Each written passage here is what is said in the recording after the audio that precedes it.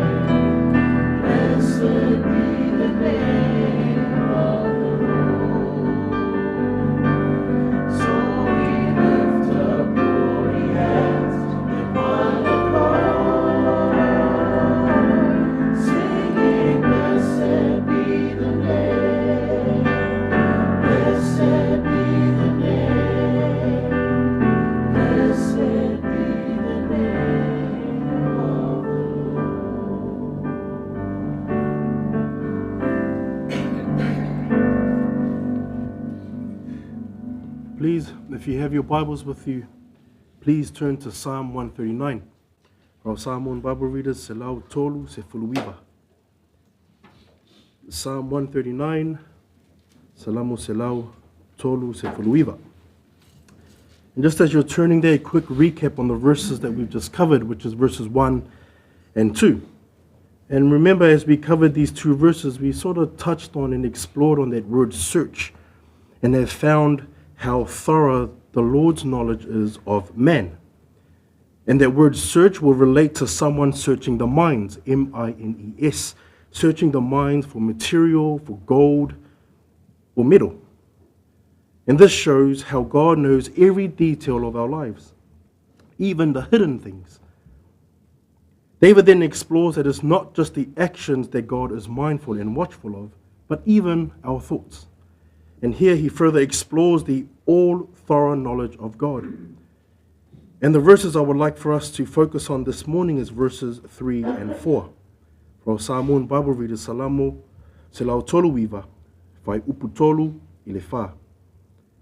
Can I ask our English Bible readers please to read verses 3 and 4 of Psalm 139?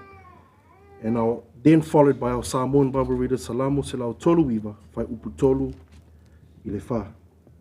Our English Bible readers, please. Ia. You comprehend my path and my lying down, and are acquainted with all my ways. There is not a word on my tongue, but behold, O Lord, You know it altogether. Our Samoan Bible readers, please. Salamu silau tolu viva. Fai upu tolu i le wha. Ia.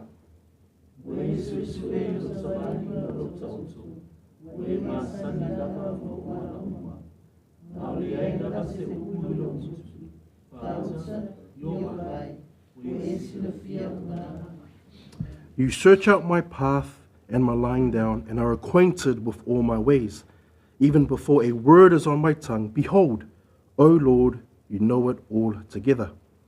Here in these couple of verses, David continues to further explore his statement in verse 2, further explaining God's thorough knowledge of man, that he knows our daily activities and our thoughts. Now, we remember that the title of this devotion is God who is all-knowing, and we will go through verse by verse before ending our time with an application for us to consider. Let us start with verse 3, as it reads, You searched out my path and are acquainted with all my ways. The poet continues on with this true statement, and here in verse 3, he further expands on verse 2.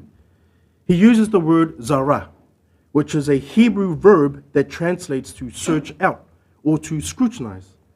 This describes a farmer winnowing his crops to separate the wheat from the chaff.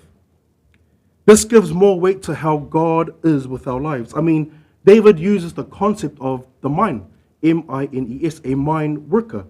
And even a mine worker is thorough in his work. He has to be careful with where he would mine.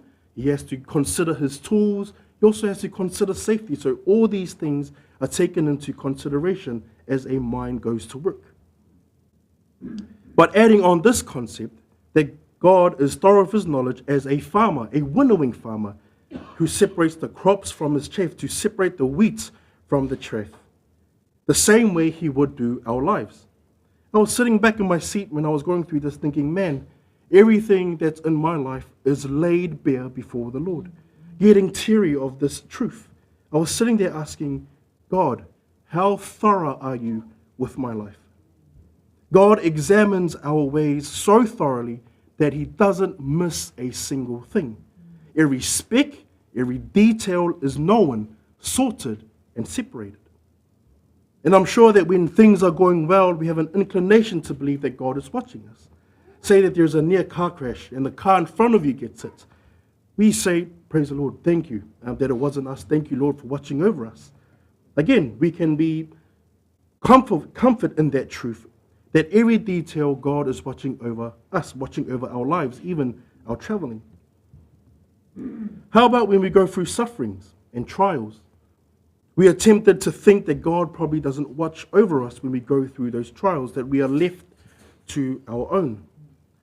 We are tempted to think in this matter, God only cares for us when we go through good things, when things are going well.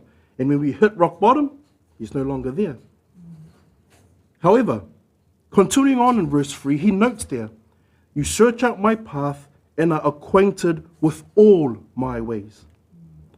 The word acquainted is a Hebrew verb, sahand, and this means to be of use or service, or profit or benefit, to be used to show harmony with, or be familiar with, and be known intimately. Friends and family, the Lord that we serve is well familiar with us. He is intimately familiar with our lives.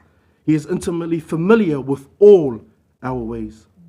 Even those times that we are quietly suffering inside, those times of despair and sorrow that happen out of the blues because life circumstances come. Let us take hope that even in our pit of suffering and despair, that the Lord knows, the Lord sees, and he will help according to his will. He is of use. He is of benefit for you and I. This part of our lives, when it comes, does not surprise God.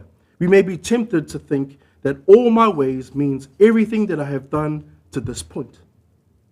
And as we go about tomorrow's activities, it will slowly be revealed to God. My friends, God is not us. He is not a human that is limited in his foreknowledge and foreseeing. Your path is laid out before him, even in those dark times. I think of the man Job, who we all come to know who Job is. He suffered a lot of things. Personal things were taken away. His family were taken away from him, and his friends blamed him for everything that had happened. He understood, though this was happening, he understood that even though those things were happening, God was aware, as he testifies in Job 23, verse 10. He writes this, "But he knows the way that I take. When he has tried me, I shall come out as gold." Even Job got to a point where he understood everything that is happening to him. God is aware. He even thought that if it was the Lord's will for him to come out of this despair, that it would benefit him. As it finishes there, "When he has tried me, I shall come out as gold." You have searched out my path and acquainted with all my ways. It reminds me of that scripture in Romans chapter 8, verse 28. And we know that for those who love God, all things work together for good, for those who are called according to his purpose. That if there is a genuine love for the Lord, even the things that are meant to be our sorrow and our despair, these things will work out for the good. Going back to Job, the good thing for him was that he'll be purified as gold. I think of the poet of this psalm, David, the many trials and challenges that he went through, even as a young kid facing Goliath and the lion and the bear. All these things built the trust that David has in the Lord, which is why he can use terms like, "He is my shield, my buckler, my strong tower, my rock that's higher than I, my peace." The Lord has been acquainted with all our ways, and is both comforting and rewarding, as through it we will be built in resilience, perseverance, and most importantly, faith and trust in the Lord. May we be like Job as we go through trials, as we go through sorrow. May we answer like Job, that after he has tried us, we shall come out as gold. A question. From the text, we see that God is all-knowing, that every detail is accounted for, that our ways are bare before him. How does this change your view of God? And how does this stir a heart of awe for him? How does this change your view of God? And how does this stir a heart of awe for him? Moving on with the same theological truth, which is God is all-knowing, we move on to the next verse. Verse 4.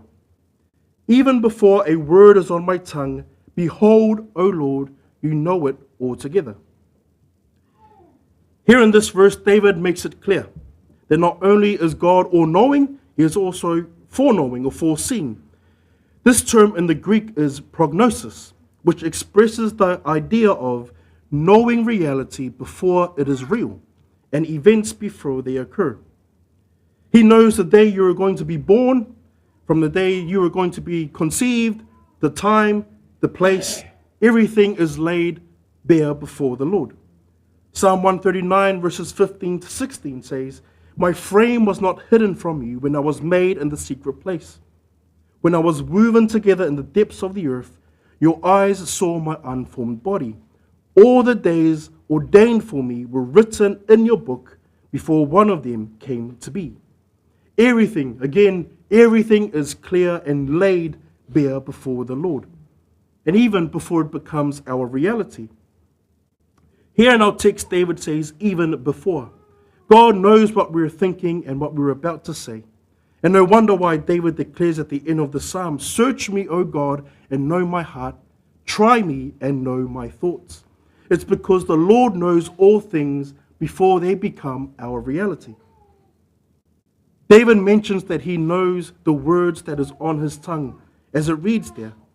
"Even before a word is on my tongue, behold, O Lord, you know it altogether." Now we know that what we say results from words that form in our minds. Those words form out our thoughts. There again, nothing is hidden to the Lord. Even our thought process and the fact that God knows what we're about to speak before we even say it or before it even becomes a thought. The Lord knows it all. It reminds us that we should be careful then of our speech and our thoughts. The words that we speak should be wholesome, healthy, and edifying. I think of Colossians chapter 4, verse 6. Let your speech always be gracious and seasoned with salt, so that you may know how you ought to answer each person. Normally this verse is used for the outreach team that go out on Saturday markets. But everyone here is commanded to share the gospel, is commanded to share to their family. Colossians 4, verse 6 speaks to us all. Let your speech always be gracious and seasoned with salt, so that you may know how you ought to answer each person. Psalm 19, verse 14, let the words of my mouth and the meditation of my heart be acceptable in your sight, O Lord, my strength and my Redeemer. Ephesians chapter 4, verse 25 says that we should speak truth with our neighbor. Now, don't get me wrong, we are surrounded by a lot of foul language and speech and also lying. Now remember that the first words that I would learn in a different language were swear words. And this is when I was in primary, and I think all of us can attest. Anyway, we're all surrounded by lies. We're all surrounded by foul language, and even making it normal that white lies are becoming our normality. But we as believers, as Bible-believing Christians, must resist the temptation to speak in the same manner. We shouldn't be engaging in corrupt talk, but speak only words that are true and that build others up.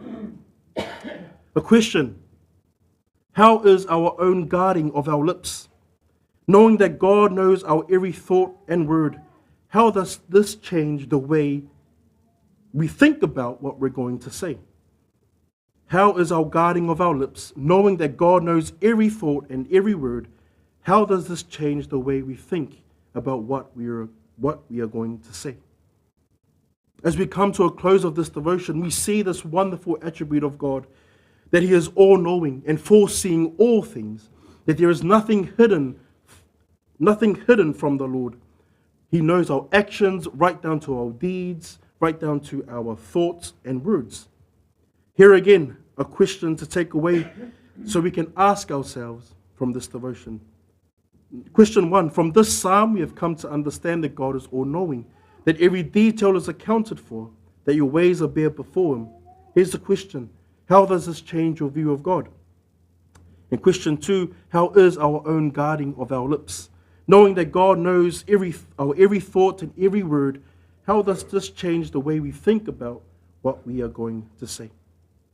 Let me pray, and as we end off this part, I will hand it over to our worship team who will lead us in a time of song before we begin our time in corporate prayer.